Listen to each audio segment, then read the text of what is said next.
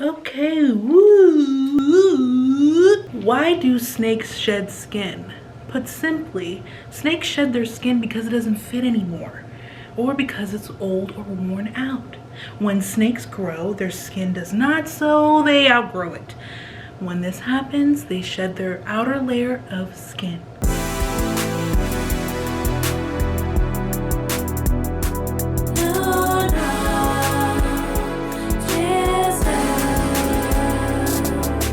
Hello everyone, welcome back to my channel.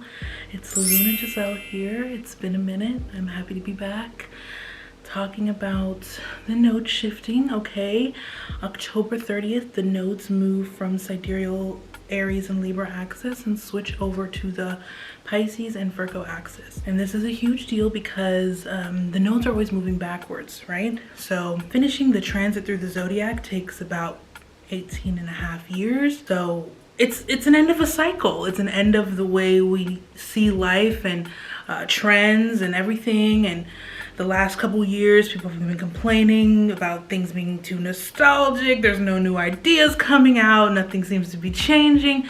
Well, let's enter this new cycle. Allow things to contract and expand and go through a rebirth. So since since 2005, when Rahu was in Pisces, we've gotten social media, medical advancements, technological advancements, smartphones being popularized, influencer culture, pop culture shifts.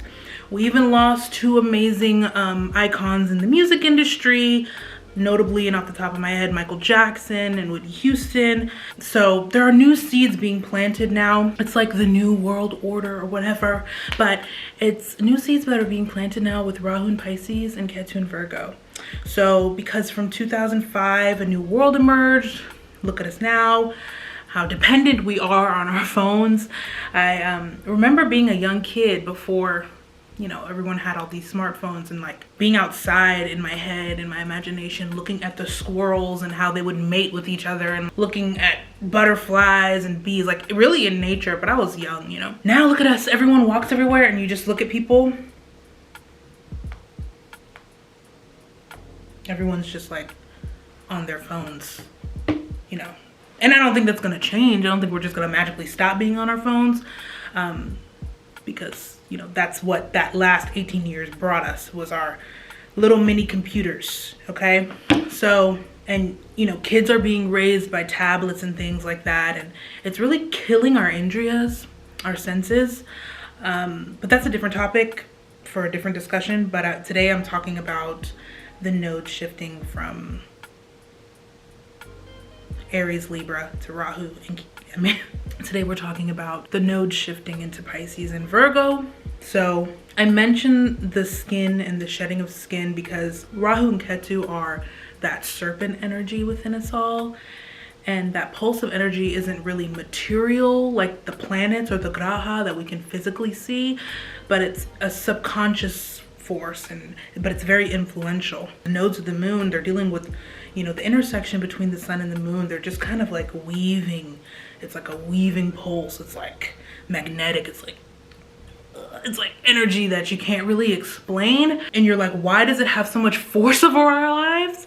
But it's like that. It's the mystery of life. It's really cool. So all civilizations, or a lot of civilizations, had depictions or stories of dragons, but there's no real evidence of dragons actually existing, and I believe it represents the serpent within us. Rahu in Pisces is inviting Shiva's energy with the nodes, because the last 4 signs of the zodiac are associated with Shiva. Okay, first 4, from Aries to Cancer, it's Brahma energy.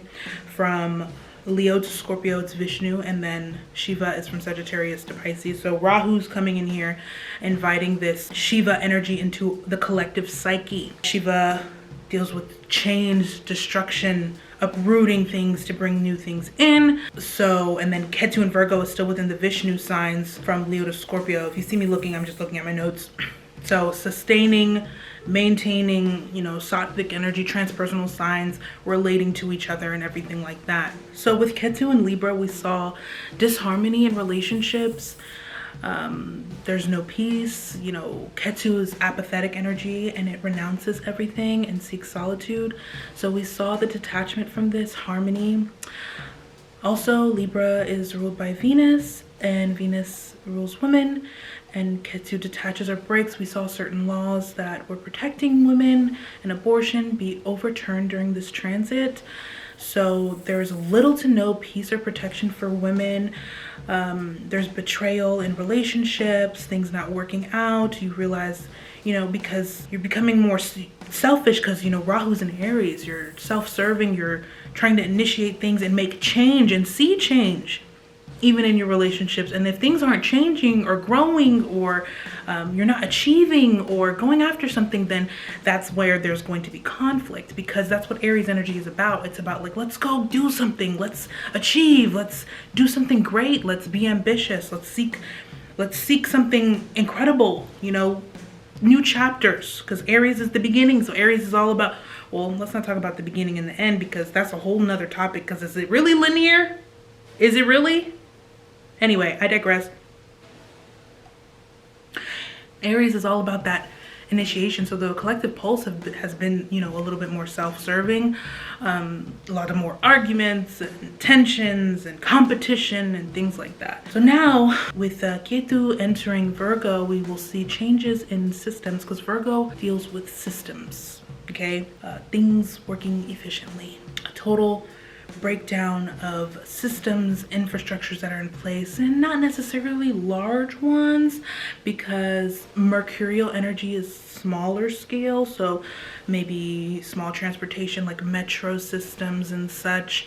But the thing about the nodes is like, you can't look at one without the other. So we're talking about, oh, Mercury is small over here in Virgo, but Rahu is in Pisces. That's ruled by Jupiter. Expansion, large, things growing. Anyway, so, but with Ketu separating or detaching us from things, we can see that things aren't moving as efficiently as we need them to be for the world. So we're gonna have to make these changes in order for us to sustain life here in general. And it's about to become a real reality. And I'm not a fear-mongering astrologer.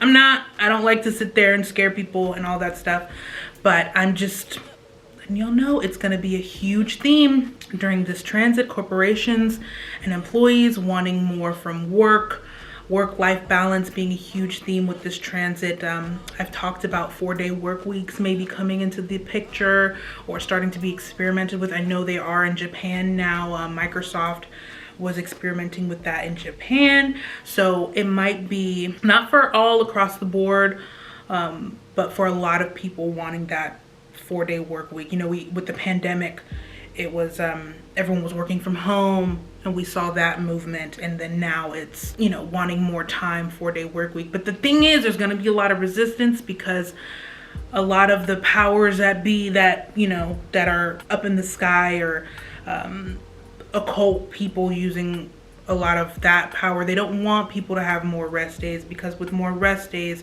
you have more time to think and create and, you know, overturn what's already existing. So there might be a little resistance, but I feel like there's a possibility that this could happen if people are on board with it and not selfish. Because the thing with the world is that people don't really care until it's happening to them. And I am guilty. I'm not separate. I'm not exempt from that. It's just, you're not really affected until you're affected type of mentality. And through these next 18 years, we're going to start to see that start to change, especially in 2025, when Rahu, Neptune, and Shani, Saturn, are going to be together in Pisces. That's separate. I'll talk about that a little later. A lot of things will be unstable, because Virgo is about maintenance. You know, your health maintenance, your health care, your routines, okay? Including the climate, okay? Because lots of extreme weather. Hurricane Katrina happened August 29th of 2005. Both the benefics, Venus and Jupiter, were conjunct Ketu, and Mercury was in Ashlesha Nakshatra. Okay, so I would pay attention to the transits. I would say expect more severe weather. I don't want to make any exact predictions. Like I said, I don't want to fearmonger. I'm just presenting the information from the patterns from the past. So even if we look back in the late 80s when Rahu and Ketu were in the Pisces Virgo axis like this, there were several severe earthquakes, plane crashes, things like that. Pisces does deal with foreign lands, foreign travel, faraway travel. Rahu there is going to like flip the switch a little bit on those things.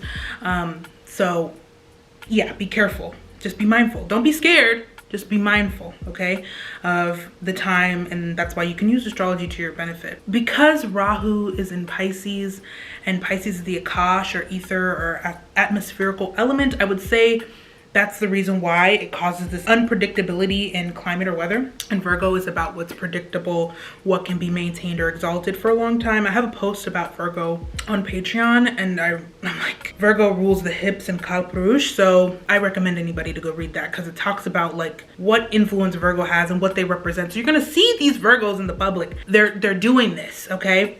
And so Ketu transiting Virgo is going to take away all of this, so, and actually forces us to be better and find genius to be better, because Ketu deals with genius. If you've seen my Ketu and your magic, that's what I'm talking about here. Because once there's a flaw found, we have to find a proper solution. So Ketu deals with this genius. So instead of freaking out about it, escaping the reality, Mercury is going to be challenged here to find, you know, that solution, to kind of crunch and see what's going to work again. So wherever Ketu is transiting in your horoscope, you have to find that genius. You gotta level up on your own or succumb to the chaos. So yes, get your health in order, stick to your routines or elevate them. It'll be challenging, especially since the state of the world will be chaotic, but don't allow that stress to change you. Seek to create your own world with Rahu and Pisces. Rahu and Pisces, Rahu is the mouth, the head. Pisces is boundless, everlasting, isolated, the unlabeled, the free. And since it's ruled by Jupiter, free, like that freedom to live your life, it's an at all costs energy. So it's not really concerned with how it could affect everything else because it feels justified, because Jupiter, you know, is how you create your lifestyle because of your morals and stuff like that. So, and Rahu is the internet, advancements, technology. So the last 18 years, everything has been easy, you know, it's convenient. Wow, there's an app for that, or wow, everything is just a click away. Wow, wow. So internet security can be easily compromised. Change your passwords frequently, because by the time Neptune, Saturn, and Rahu conjoin in Pisces, there could be major breach in security online. Ketu in Virgo is separating us from systems and like things that work, like I said. So as technology advances, AI and hackers can learn to be smarter.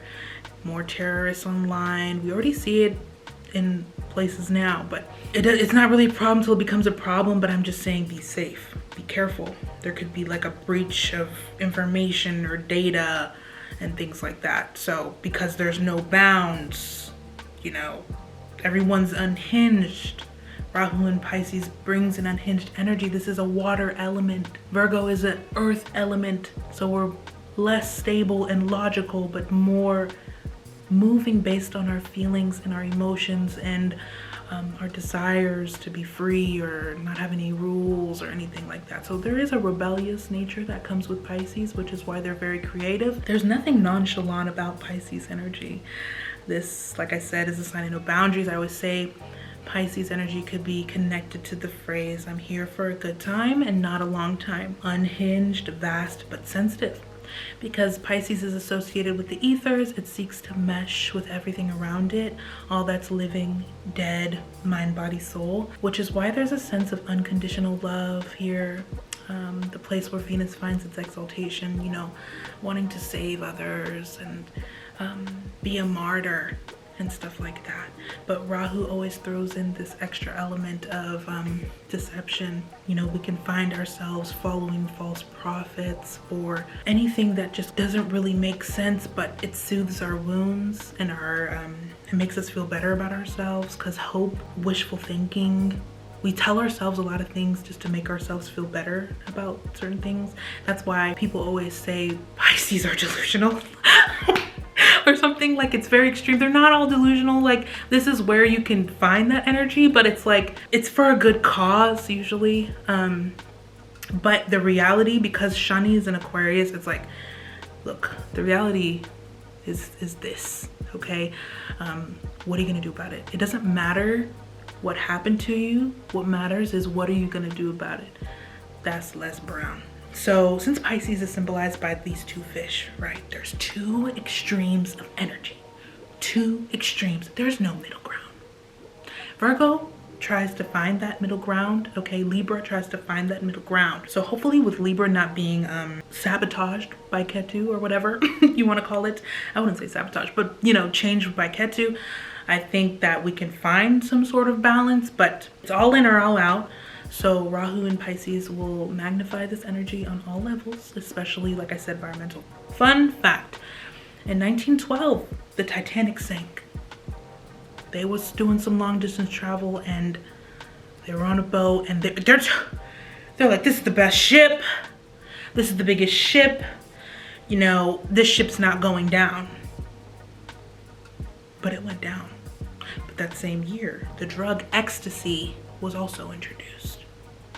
Okay. So drugs, big pharma, hospitals, anything dealing with the medical field or even jails, anything that ties its significations to like 12th house energy is going to be highlighted. Okay, there's going to be advancements there, and I feel like advancement and destruction are like almost the same thing, because the more we advance, the more we destroy. The more we're like always trying. It's never just like one way. It's always like, oh, we did this, but then, oh, we're doing this. And then, like, I feel like a lot of times with corporations and, you know, with pollution and things like that, it's like, you're doing this, but you're creating all these, you're manufacturing all these items that a lot of them get thrown away. Not everyone's buying them.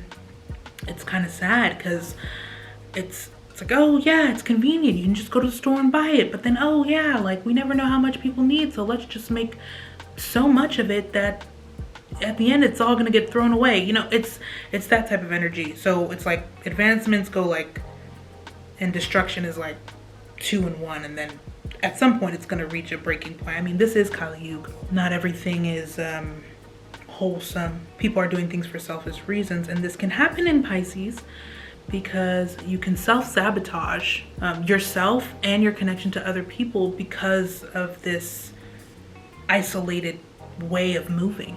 You think that you need to move in this way when, like, you're alone in your situation, but you're not. You're not.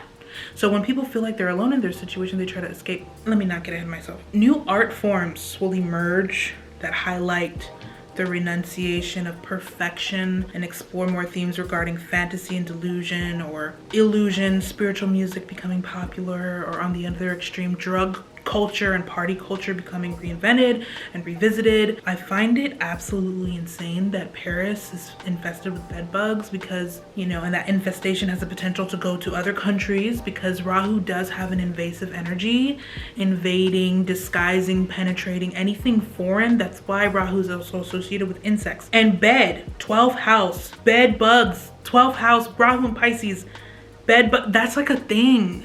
So I'd be careful. And then it's crazy because Ketu and Virgo is like I said, the small systems, the metro. Like, look at it. I mean, it's just, astrology is astrology. You know, I'm following the sidereal zodiac, so amazing to me how it's happening like that. Hollywood, the glitz and glam of celebrity culture will be highlighted, because 12th house does deal with celebrities, because they are isolated from the rest of the world. You know, everyone's looking up to them, like, wow, you have such a great life, or whatever. Like, I know everything about you, so I'm gonna make these assumptions about your life based on this much information. Yeah. So and more people will be turning away from the spotlight because the dangers it possesses. And also, we're going towards a world where worshiping one person isn't very conducive to your development of yourself. That's why influencer culture has come up, because it wants like the regular person to kind of come to the spotlight and be someone that people relate to, instead of just these people who are creating a false image in order to be followed. You guys get what I mean? People being more apathetic towards, you know, celebrities, people who maintain their image and things like that. People want more honesty, real, or people who you know, can bend reality in the ways that they like, but there's a meaning to that. There's something inspirational behind that, you know. It's really important to be diligent. It's a good time to be antisocial, turn in for a while, hermit mode. I've been talking about that since those lunations in Ashlesha this past summer and Venus was retrograde. I'm like, you know, it's a good time in the world with all these changes and all this confusion, this war, these arguments, you know, be antisocial, like turn in. Try not to escape into drugs and alcohol. Try not to, because it's just going to invite more of that tamasic energy, which is easy to do with Rahu in Pisces, okay? So during this time, you can shed skin and identity that you've held on for a long time and start this visionary reinvention of yourself. Pisces allows for the imagination to run, and Rahu amplifies this. So for creatives on all levels, this is a beautiful transit to let your guard down and your perfectionist tendencies down and release your works to the world. The motivation of Pisces energy is to create and thrive in an infinite manifestation of worlds, different worlds. So nothing is off limits. That's why, you know, that, you know, Ariel, part of your world, like all of that, like it's different worlds that you can coexist in multiple times, but you're creating something, you're actually creating in each one. You're not just too far off in this one or too far off in that one, because then that can lead to that destruction. So the two fish need that balance. Like you're one fish, then you're to the next fish, then you're to the next fish. So yeah, and nothing's off limits with Pisces energy. However, as human beings, we have to remember that there are consequences for our behavior. Life isn't just a dream state that we exist in, or is it? Who knows? If there was time to question reality, like this is the time, you know, conspiracy theorists, cults, all that stuff, it's gonna come and it's gonna be confusing because it's Rahu, it's Pisces energy, and Neptune is over there. Let's not forget about Neptune. And then Shani will be there 2025, but that all of that energy together, by the end of this Rahu in Pisces transit, it's going to be like, am I really in this world? Is this really what's going on? All these truths coming out. So it's like, be careful what you believe, especially since the media does control a lot of the narrative. Reality is gonna bend. Beauty will become ugly, ugly will become beauty. It's a chaotic conundrum of experiences that ultimately lead us towards liberation or moksha. What's important to pay attention to is the transit of Jupiter. Jupiter will be in Aries until May 1st in 2024, when it enters Taurus, which will square Saturn and trine Ketu. While in Aries, belief fighting will be huge, people losing friendships over morals and things like that. We don't have all the details for, people are still making their opinions known and preaching. They're fighting for this energy, and it's gonna be tough because, you know, what you can't really take back what you say. So be careful with the Rahu, because Rahu's all about illusions. Everything is not how it seems. This is Maya. This is all a divine play of energy. So never act in a way that you know everything and your way is the only way or the right way, right? Pisces energy is about humility. So it's good to be humble, step back, observe. Okay, like I said, that isolation, just kind of like step back for a second. You don't have to say things and know it all, okay? When Jupiter enters Taurus, it's third from Rahu, so a lot of people can come into changes with their finances or new ways to make money. A sense of stubbornness can occur, but mostly people just wanting to chill, take it easy, slow. The desire to enjoy and spend a life lavish can be magnified, but in a clean sense, because all of the secret issues that Rahu in Pisces will unveil, we can see how we can utilize our own resources for our benefit. For example, more news about fast food chains or health or crops has people wanting to, you know, cook more at home or eat out less or have certain diets or pay attention to what they eat or something like that. Genetically cloned food, or, you know, the food industry, truths, innovations that may or may not be good. I'm thinking not good because Shani, the square to Shani in Aquarius. So it's going to be a change in the way we see these things, which is going to inspire change in the way we interact with these things, grocery stores and stuff like that, and food supply. Ketu in Virgo will be lorded by the fast-moving Mercury. Will common sense exist? Stay tuned. Because of the headless nature of Ketu, it moves based on intuition mostly. Mercury, the planet of communication, expression, ideas, and data. We can hear a lot about fake news, false news, too good to be true news. See, a lot of astrologers and jyotishis say that Rahu is exalted in Virgo and Ketu is at home in Pisces. So the fact that this energy is switched is going to mean a lot of things do not go as smoothly as usual. So people with natal Mercury retrograde, I'm thinking, might find some relief with this transit, because usually they thrive during Mercury retrograde or have more ideas when Mercury is transit retrograde, because they have natal retrograde Mercury. So Ketu always being retrograde in motion adds a little bit of retrograde energy to Mercury, because Ketu is seeking Mercury's counsel in movement in Virgo. So we'll see about that. Ketu really likes the spiritual path, okay? Ketu really likes when people do what's more natural to them, like our old way of living, but it's like black hole energy, because it's like trying to be something that could never be again. So it's like contradicting. The nodes are always contradicting. So, and Rahu's always trying to advance things for humanity. Rahu are the rebels for humanity. That's what Rahu represents. If you're having a nodal return, for example, Drake, he already announced his break from the media and music to focus on his health. Boom, he's having a nodal return. He has natal Rahu in Pisces, and he's going into isolation. So the expansive, sometimes manic energy of Pisces can cause us to believe in our pain and traumas or made-up limitations. And when we believe we are cursed or doomed with this energy, we can tend to lash out on others or blame others, because it's like you're in this constant state of grief. And one of the stages of grief is denial. But once you reach the acceptance stage, it's like you finally have the wisdom from the experience itself to emerge new from the experience of that grief and that pain.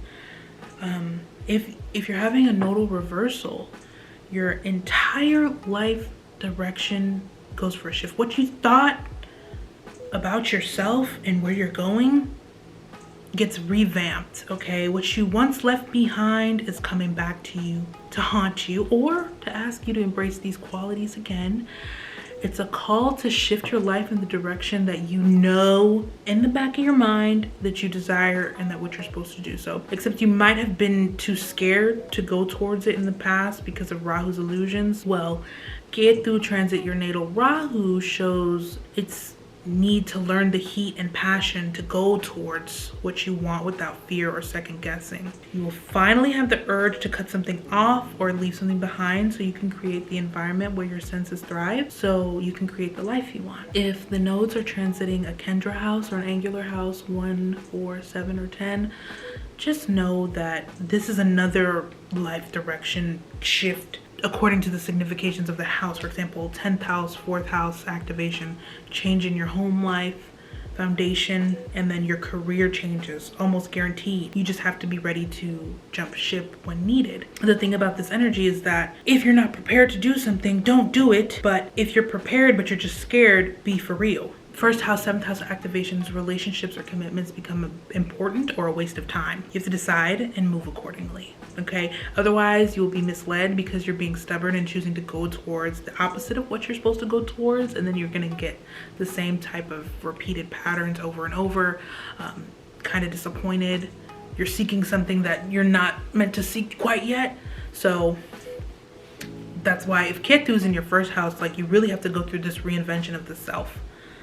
Okay, 7th house is like the public relations, public accolades, relationships, and things like that. It's like anything outside of you is kind of like 7th house, because you're always kind of like gazing outwards. And so you're gonna want to like do something with that, but you're gonna be fooled by that thing outside. So you have to kind of like bring it inwards. But then if Rahu's transiting your first house, you're gonna be really like confused about yourself and how you're coming across. So you're gonna try to do all these things that you see other people doing, or you see the way it's working on the other side, and it's not gonna really work. So you have to really find that energy within. I'm always gonna tell you to go within and like be yourself, but it's like sometimes you're gonna need to borrow energy from other people in order to experiment with and try things on, and then you find your actual self.